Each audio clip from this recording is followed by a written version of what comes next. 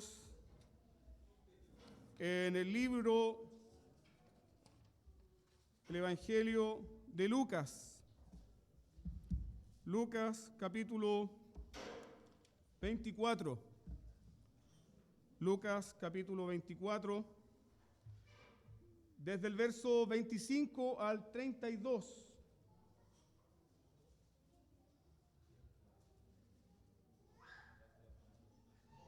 Verso 25 al 32.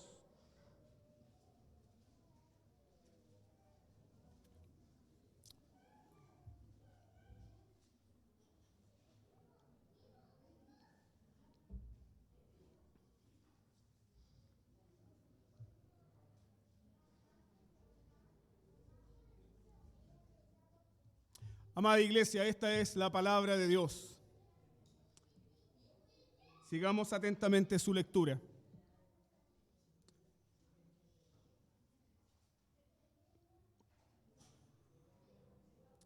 Entonces él les dijo: oh insensatos y tardos de corazón para creer todo lo que los profetas han dicho. ¿No era necesario que el Cristo padeciera estas cosas y que entrara en su gloria? Y comenzando desde Moisés y siguiendo por todos los profetas, les declaraba en todas las escrituras lo que de él decían. Llegaron a la aldea donde iban, y él hizo como que iba más lejos. Mas ellos le obligaron a quedarse, diciendo: quédate con nosotros, porque se hace tarde y el día ya ha declinado. Entró pues a quedarse con ellos, y aconteció que estando sentado con ellos a la mesa, tomó el pan y lo bendijo, y lo partió y les dio. Entonces le fueron abiertos los ojos y le reconocieron. Mas él desapareció de su vista.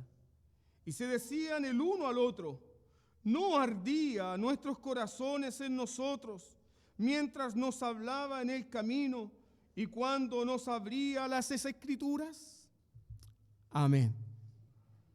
Roguemos al Señor su bendición por su palabra en esta mañana. Padre, se seca la hierba, se marchita la flor, mas tu palabra permanecerá para siempre. Padre, aunque no sintamos nada, aunque no veamos nada, tu palabra es fiel y es eficaz. Y tú has prometido bendecirla donde es predicada fielmente. Rogamos ahora, Señor, tu gracia y tu poder sobre nuestras vidas, para que al oír tu palabra, Señor, seamos librados de profanar tu santo nombre. Seamos librados, Señor, de que con nuestra actitud soberbia, arrogante, mostremos indiferencia a tu palabra. Líbranos, Señor. Danos corazones para escuchar. Líbrame a mí también, Señor, de ser descuidado en el anuncio de tu palabra. Que no olvides, Señor, que hablo de tu palabra sagrada y santa. Que mi corazón, Señor, sea sometido a temor y temblor, porque es tu palabra y no un discurso. Danos, Señor, entonces temor reverente para escuchar tu palabra, para adorarte y atesorarlas con mansedumbre en nuestros corazones. En el nombre de Jesús oramos. Amén. En el año 1519, en Suiza, precisamente en Zúrich, en la gran catedral del Grossmünster, Ulrico Zwinglio comienza su ministerio de predicación. Y Zwinglio, el gran reformador suizo, anuncia a su iglesia que él comenzará a predicar continuamente el Nuevo Testamento. Él comenzará a predicar desde Mateo hasta concluir en Apocalipsis.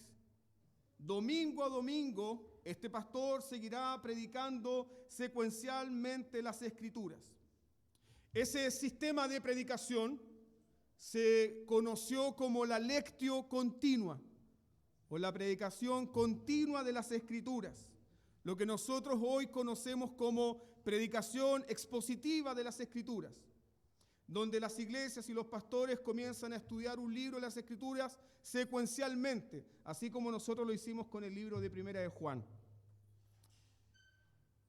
Zwinglio imitó a uno de los grandes predicadores de la iglesia, conocido como el Boca de Oro, el gran padre de la iglesia, Juan Crisóstomo, porque esta fue también la predicación de los padres de la iglesia. Ellos comenzaron a predicar y siguieron la predicación constante y secuencial de las Escrituras a través de todos los libros de las Escrituras. Juan Calvino también imitó ese patrón, predicar las Escrituras secuencialmente. De hecho, Juan Calvino en su primer exilio, él estaba predicando el libro de los Salmos, y cuando regresa nuevamente a Ginebra, continúa en el mismo libro de los Salmos, para honrar, ¿qué cosa? La exposición continua de las Escrituras. Las personas, cuando escucharon por primera vez esta predicación, se decían unos a otros: oye, ¿están predicando la Biblia? La voz corrió rápidamente por las ciudades de los cantones suizos diciendo: Zwinglio está predicando la Biblia. El pastor está predicando las Escrituras. Unos a otros se decían: vamos a escuchar el sermón. Ojo con eso. No decían ya: vamos a ver la misa. No vamos a ver la misa. No vamos a ver al cura delante del altar levantando la hostia y diciendo Santi Nimiris Koki. No, vamos a oír la palabra de Dios. Unos a otros se decían: vamos a escuchar el sermón. Las personas que recibieron por primera vez la predicación de la palabra de Dios fueron realmente conmocionados. Y esto es muy importante recordarlo, porque cuando se celebra la Reforma Protestante, generalmente se recuerda el hecho de Martín Lutero clavando las 95 tesis en las puertas de la Catedral de Wittenberg. Pero el corazón de la Reforma es la exposición pura de la palabra de Dios. Sin la exposición pura de la palabra de Dios no hay reforma. La reforma fue un regreso a las Escrituras. Y es por eso que cuando comienzan las iglesias reformadas y protestantes, en lugar de tener el altar donde se celebraba la misa, en el centro de la congregación, pasa a estar en el centro el púlpito. Porque es un regreso a las Escrituras. Las Escrituras son el centro de la adoración, porque es ahí donde Dios nos habla. Entonces la Reforma Protestante puso en el centro la predicación de la palabra de Dios. ¿Qué hace la predicación de la palabra de Dios? La predicación de la palabra de Dios expone el corazón humano.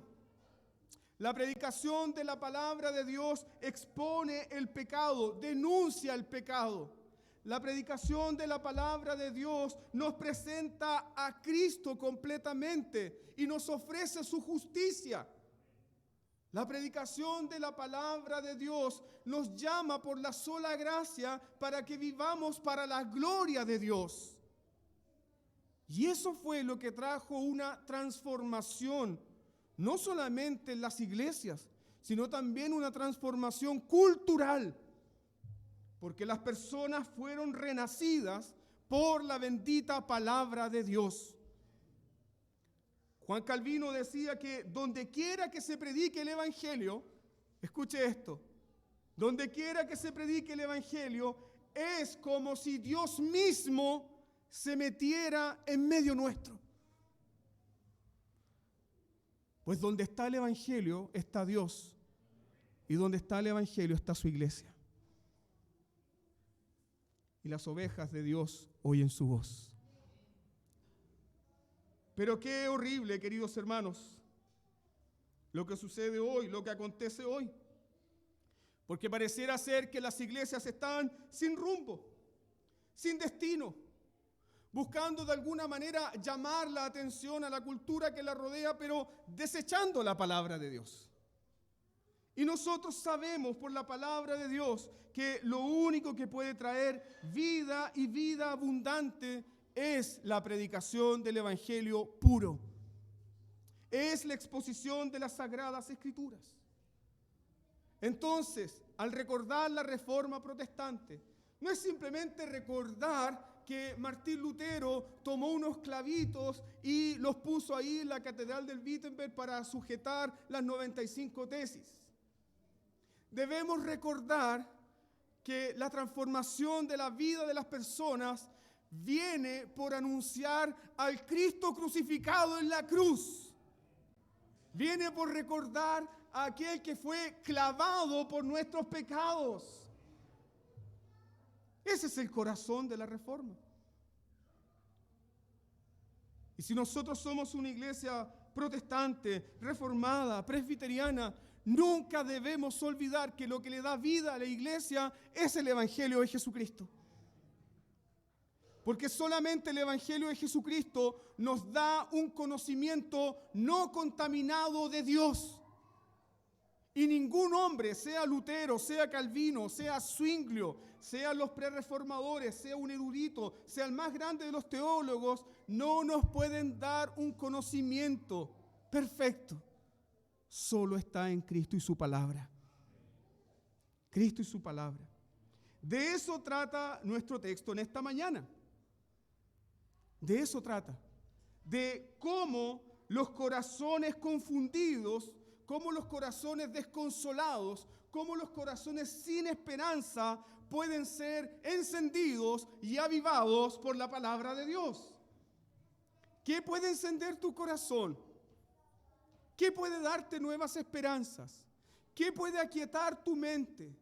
¿Qué puede traer consuelo a tus pensamientos? Que tú seas expuesto a las palabras de vida. Eso. Y eso es lo que nos muestra el pasaje en esta mañana. En el versículo 25 vemos que 2 hombres vienen de regreso de Jerusalén. Van camino a Emaús. Emaús estaba a unos 11 kilómetros de distancia de Jerusalén. Pero ¿cómo van estos hombres? Estos hombres van confundidos, están llenos de pena, están llenos de tristeza, pero peor aún, ellos estaban discutiendo. Estos son como 2 hermanitos que están pasándolo mal y están discutiendo fuertemente. ¿De qué discutían estos hombres? Parece que Cristo era una farsa. Parece que Jesús era un farsante, porque ya han pasado 3 días y todavía no se sabe nada de él. El texto nos dice que eran unos discípulos. Y al ser unos discípulos habían escuchado la voz del Maestro, conocían quién era Jesús, habían oído sus enseñanzas, pero ¿cómo estaban? Completamente atribulados, desesperados y confundidos.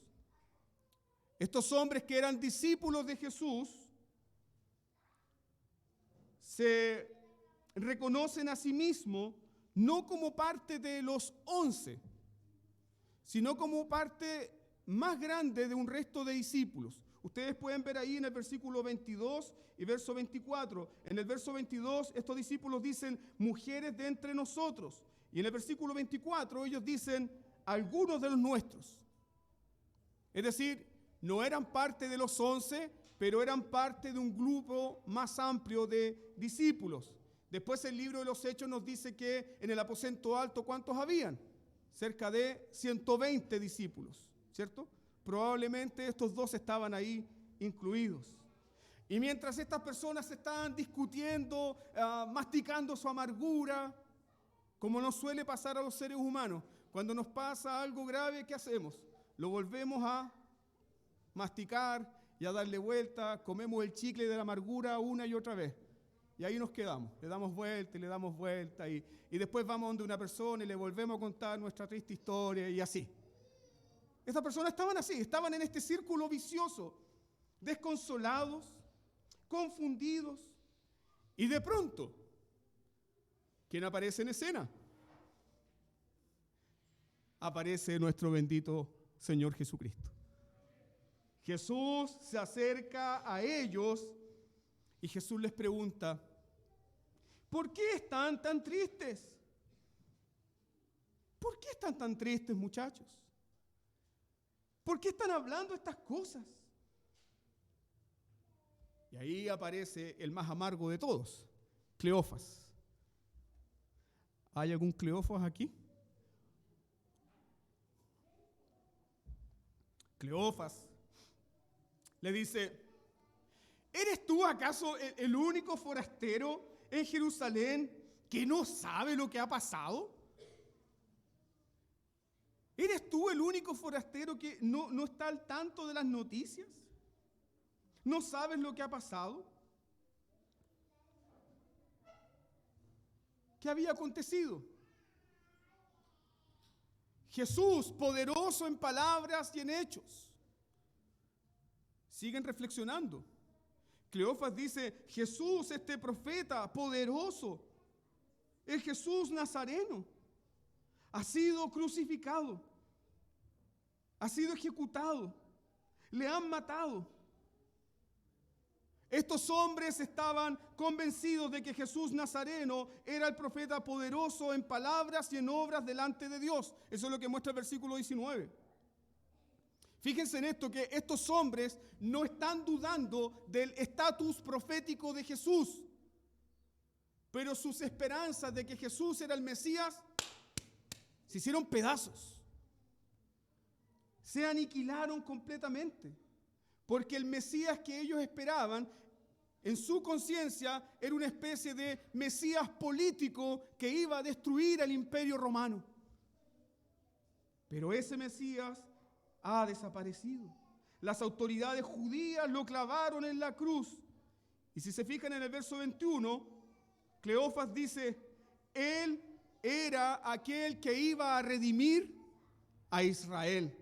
Pero ¿sabes qué? No redimió a nadie. Caput. ¿Cuántas veces tú y yo caminamos a la sombra de otro Cristo? ¿Cuántas veces tú quieres vivir tu vida cristiana siguiendo a otro Cristo y no el Cristo de las Escrituras? No el Cristo que ha resucitado, no el Cristo que ha vencido la muerte, no el Cristo que está sentado en su trono en gloria, intercede por ti, ora por ti. Te olvidas de ese Cristo. ¿Cuántas veces tu corazón mastica amargura por tener una idea equivocada de quién es Cristo Jesús? Cleofas dice: ya han pasado 3 días. ¿Y por qué dice esto Cleofas? Porque siendo un discípulo, escuchó que Jesús había dicho: destruiré este templo y luego lo volveré a construir al 3er día. Ellos esperaban algo, una señal, pero no había acontecido nada. ¿Qué produjo las ignorancias de las Escrituras en estos discípulos? La ignorancia de las Escrituras en estos discípulos trajo dureza de corazón, trajo torpeza para creer y trajo abatimiento por las circunstancias.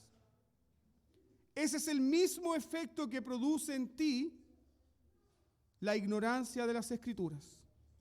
Cuando eres ignorante de las Escrituras, te llenas de tristeza, mantienes un corazón duro y te vuelves insensato para escuchar la palabra de Dios, porque sigues masticando las circunstancias. ¿No ves que tu vida es gobernada por la santa y sabia providencia de Dios? Al ser ignorante de las Escrituras, amados hermanos, vivimos vidas muy tristes. Estos hombres olvidaron lo que Jesús había dicho. Ahí vemos el efecto de la ignorancia de las Escrituras. ¿Qué había dicho Jesús? Miren en el mismo capítulo 24, el versículo 7. Jesús había dicho: es necesario que el Hijo del Hombre sea entregado en manos de hombres pecadores y que sea crucificado y que resucite al 3er día. ¿Qué había dicho Jesús? El Mesías morirá. El Mesías será entregado en manos de hombres pecadores, pero al tercer día el Mesías resucitará. Estos hombres lo habían olvidado. ¿Cuántas personas en la iglesia caminan en un estado así? De ignorancia, de letargo, de debilidad. ¿Cuántas personas en la iglesia caminan sin gozo, sin esperanza? Verdaderos cristianos, sí. Verdaderos cristianos, sí. Pero es muy triste lo que ocurre porque están sin gozo, sin esperanza, sin consuelo. ¿Por qué? Por la ignorancia de las Escrituras. Porque son ignorantes de las buenas nuevas del Evangelio.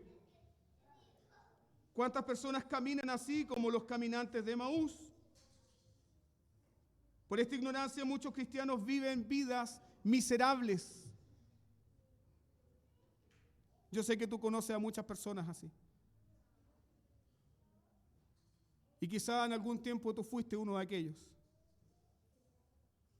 Cuán terrible estado es vivir ignorante de las Escrituras.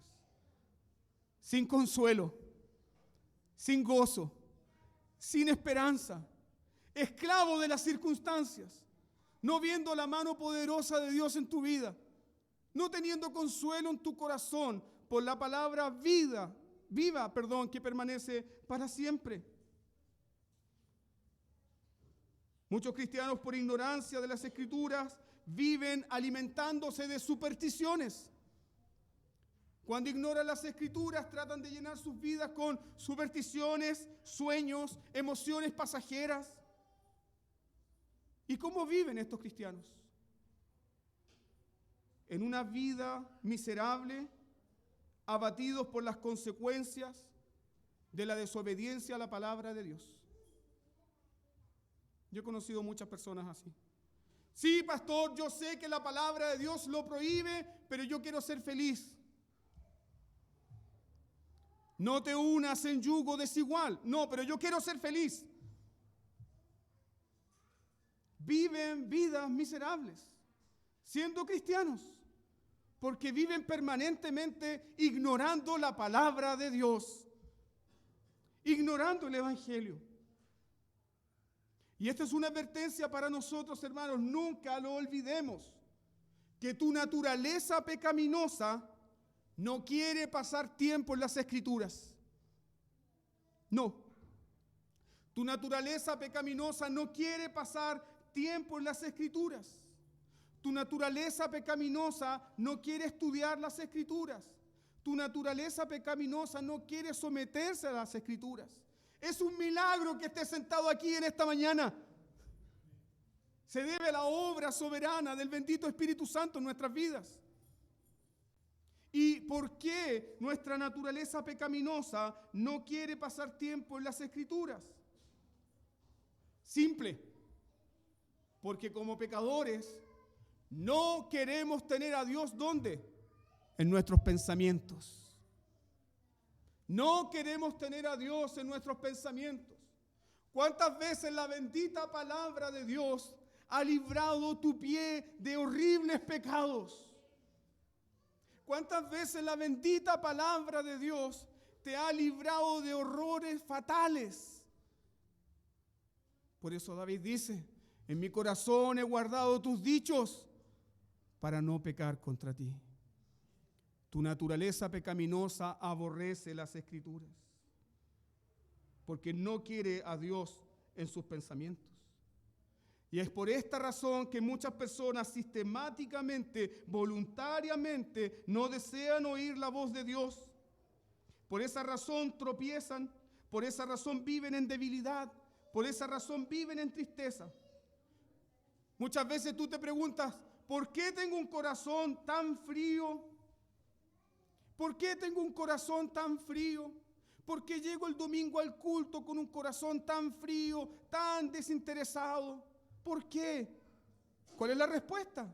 Porque te has alejado del fuego de la palabra de Dios.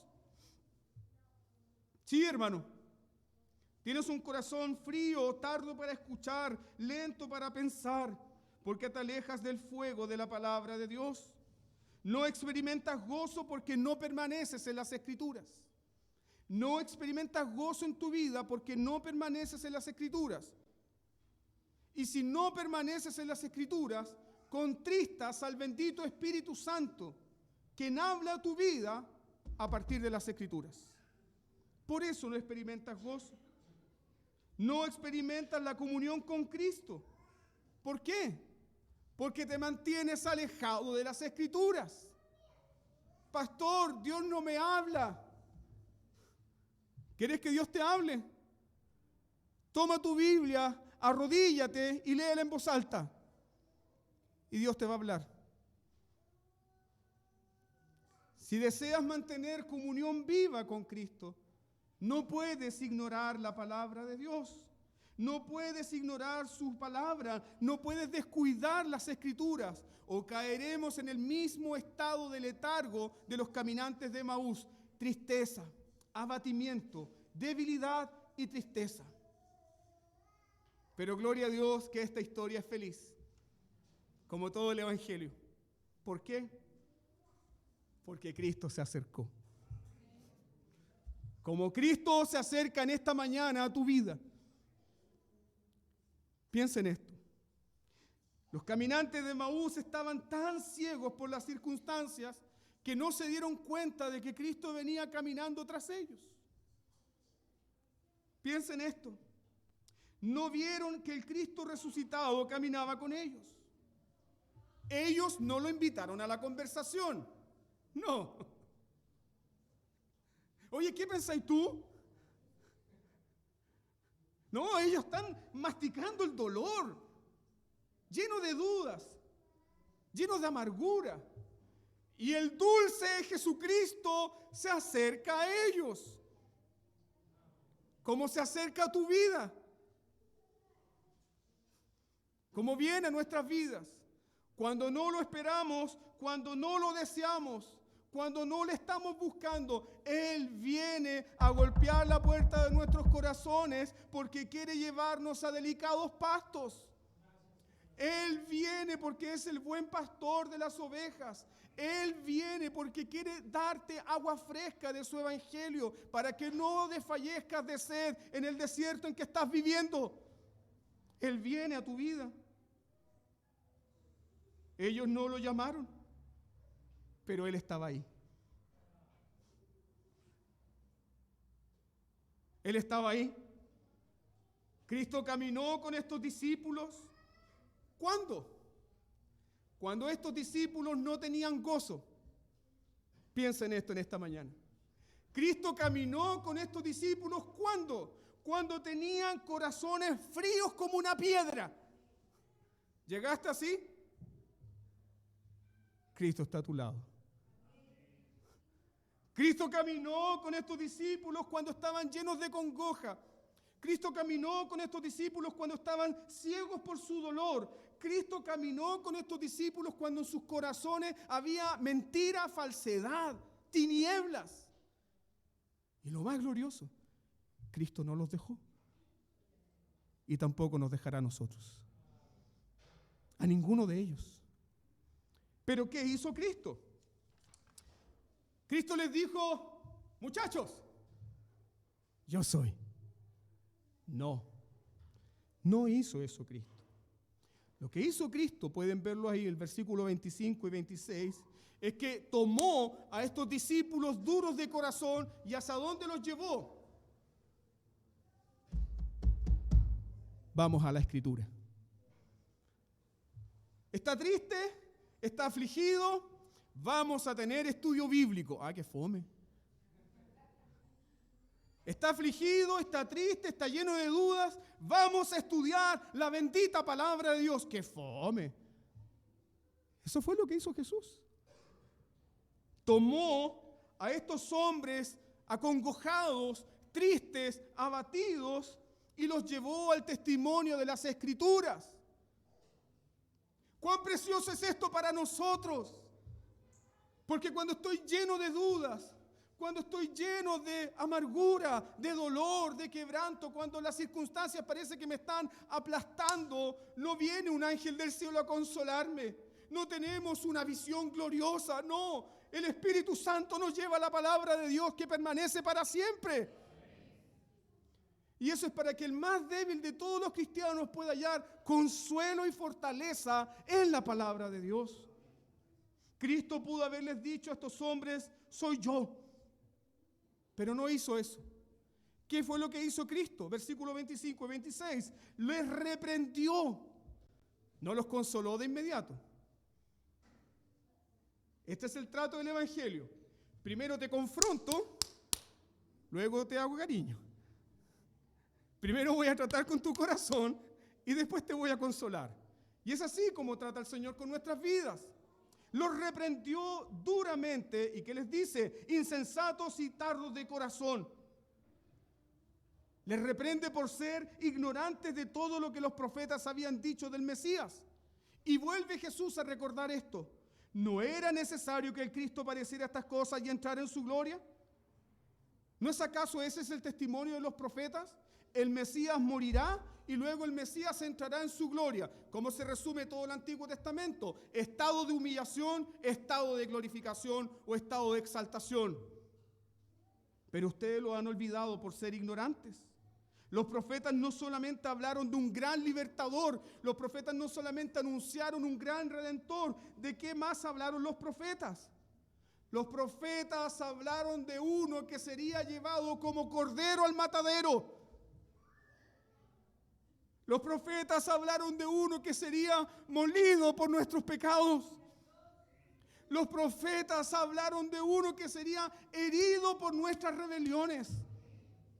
Los profetas hablaron de uno que en la cruz diría, Dios mío, ¿por qué me has abandonado? Ese es el testimonio de los profetas. A continuación, ¿qué hizo entonces Jesús? Jesús les abrió el entendimiento y los ojos para que pudiesen comprobar que los sufrimientos del Mesías, ¿hacia dónde conducen? A la gloria.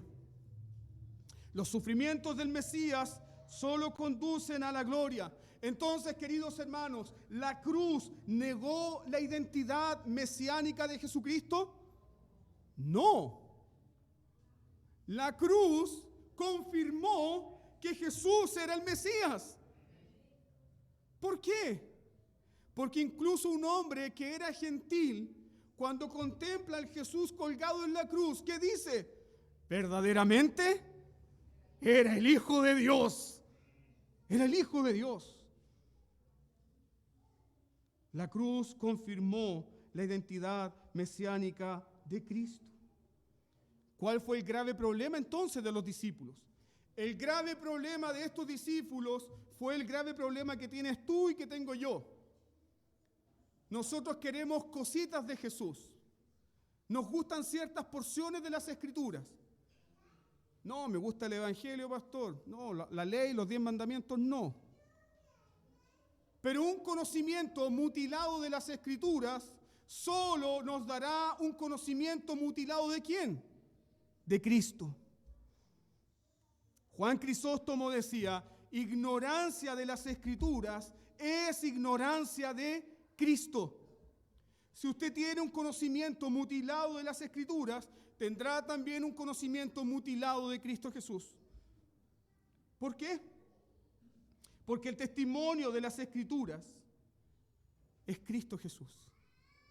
Si la iglesia entonces desea experimentar el gozo y el poder y el consuelo fuerte de la vida cristiana, ¿qué debe hacer la iglesia? Volverse a toda la Escritura. No solamente lo que a nosotros nos gusta. Y por eso le invito los martes a estudiar la ley de Dios. Luego, ¿qué hizo Jesús? Verso 27 al 32. ¿Qué hace Jesús? Jesús les expone las Escrituras.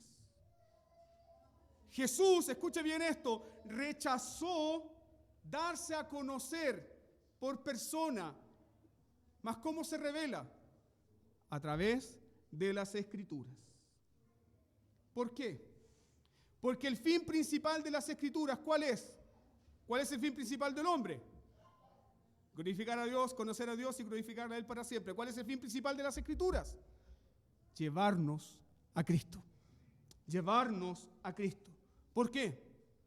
Porque las Escrituras son la predicación del Padre. ¿Y de quién habla el Padre? ¿De quién predica el Padre?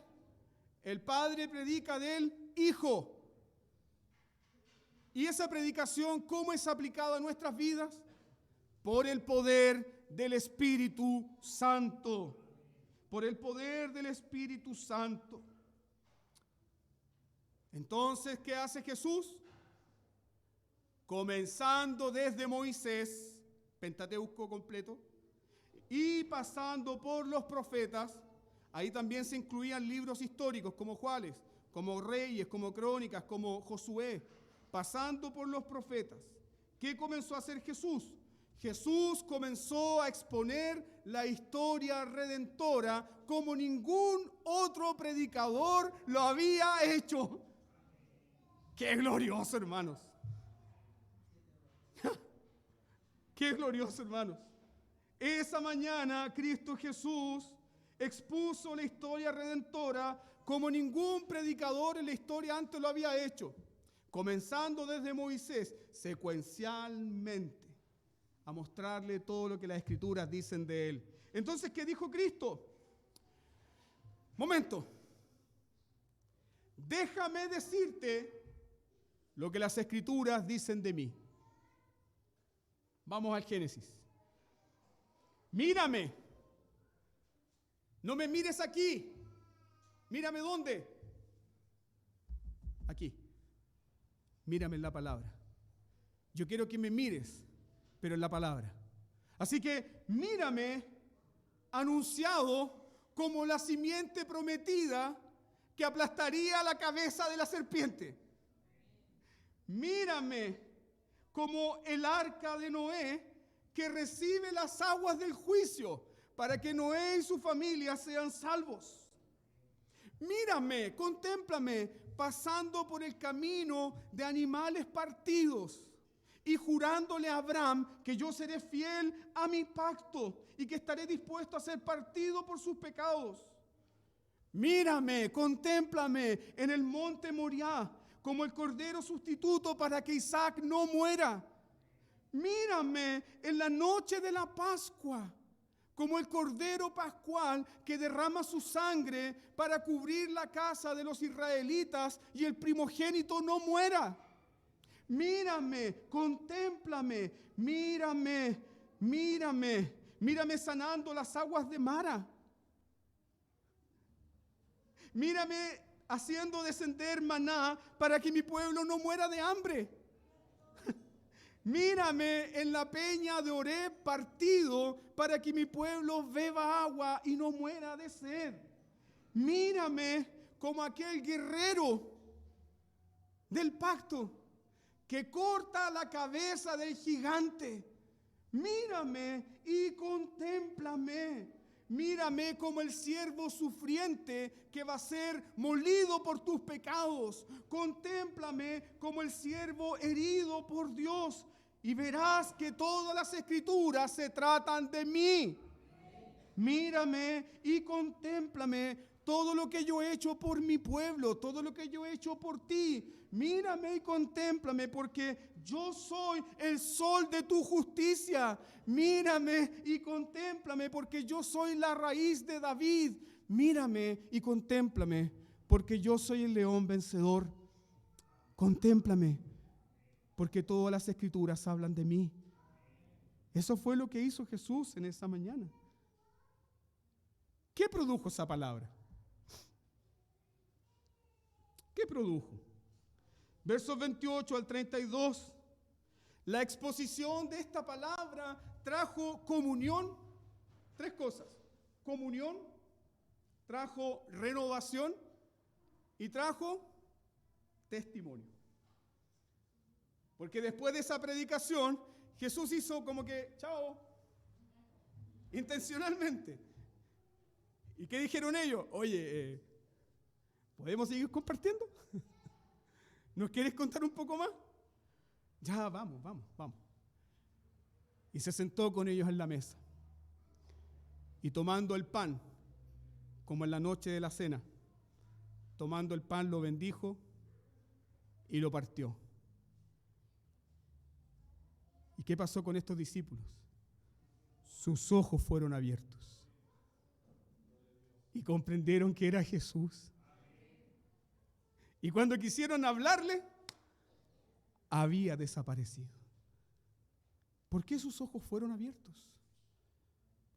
Porque la palabra fue sellada por ese acto del momento de partir el pan. Tuvo sentido. Vieron sus marcas y comenzaron a decirse: ¿no ardía nuestro corazón cuando Él nos decía todas estas cosas? Los ojos de estos deprimidos discípulos fueron abiertos por la predicación de la palabra, por el partimiento del pan y por la comunión con Cristo.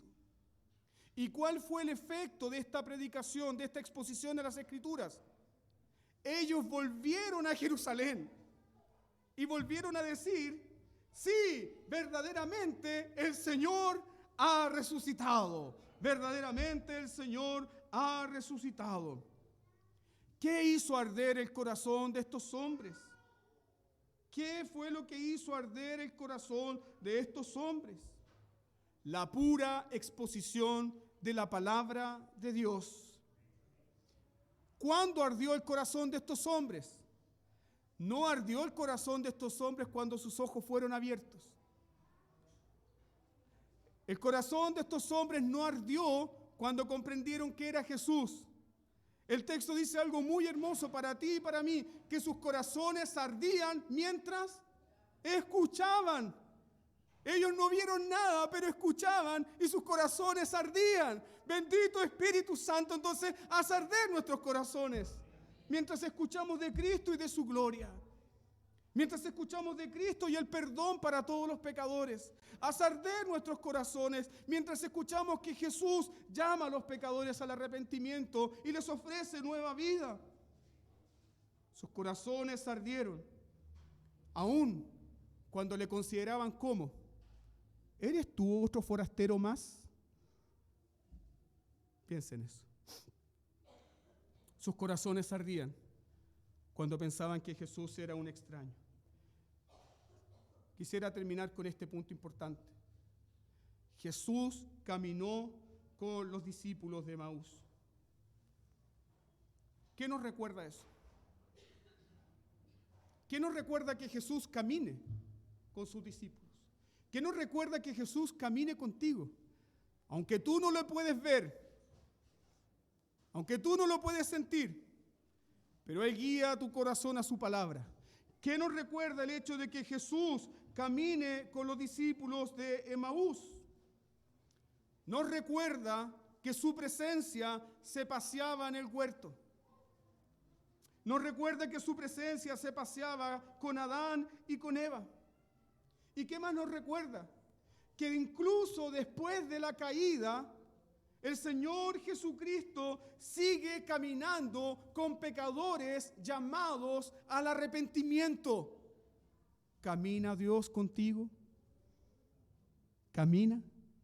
No lo puedes ver, no lo puedes sentir, pero Él camina con su pueblo. ¿Y hacia dónde nos lleva? ¿Hacia dónde nos guía? Hacia su palabra. Tan cierto como que caminó con los discípulos de Emaús, es tan cierto como que camina contigo. Camina en tu dolor, camina contigo en tu aflicción, está con una madre que sufre, está con un padre abatido, camina en tu enfermedad, camina en tu angustia, camina cuando estás lleno de dudas, lleno de temores, porque esa es la bendita gloria del Evangelio. Dios camina con su pueblo. Dios camina con su pueblo. ¿Cómo sabemos esto? Jesús puso su tienda en medio de nosotros, caminó en medio de nosotros. Él ascendió, Él está en su trono en gloria, pero Él envió su bendito Espíritu Santo para hacer morada en nuestros corazones. Por lo tanto, tenemos la certeza de que Cristo camina con nosotros, porque habita en nuestros corazones. Pero no solamente Jesús camina con nosotros por su Espíritu. ¿Qué hace Jesús?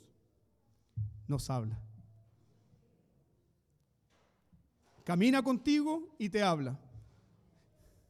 Cuando era candidato al ministerio en el presbiterio me hicieron esta pregunta: ¿le habla Dios? Obvio que sí. ¿Te habla Dios? ¿Te habla? Sí, hermanos. Él nos habla. Y Él nos habla por su palabra. Cada vez que aquí se abren las Escrituras, cada vez que en tu casa se abren las Escrituras, cada vez que en tu tiempo privado abres las Escrituras, ahí está Dios hablándote. Ahí Dios está hablándote. Y cuando Dios nos habla, ¿qué debe suceder con nuestros corazones? Nuestros corazones deben arder porque es la voz de nuestro amado. Oh, hermanos, en esta mañana, al escuchar su palabra hablándonos, escuchar a Cristo hablándonos, pidamos entonces corazones encendidos. Dile en esta mañana: Señor, haz arder mi corazón por tu palabra. Tú me has hablado, tú me has mostrado que me amas, tú me has mostrado que estás conmigo, tú me has mostrado que no me has dejado ni en el dolor, ni en la angustia, ni en las más oscuras circunstancias. Tú siempre estuviste conmigo, tu presencia es real. Oh Señor, haz arder mi corazón y dame un corazón encendido para ti. ¿Quieres esto? Pues pidámoslo entonces. Oremos.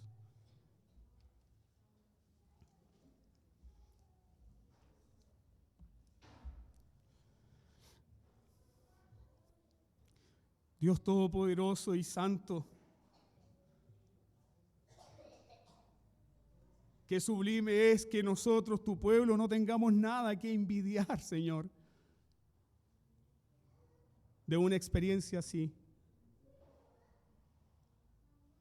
sino que sabemos que en esta mañana tú nos has hablado, caminas con nosotros, aun cuando nuestros corazones parecen ser corazones de piedra, aun cuando nuestras mentes parecen ser tan agobiadas por las aflicciones, por las mentiras, por nuestras malas decisiones, por nuestro pecado.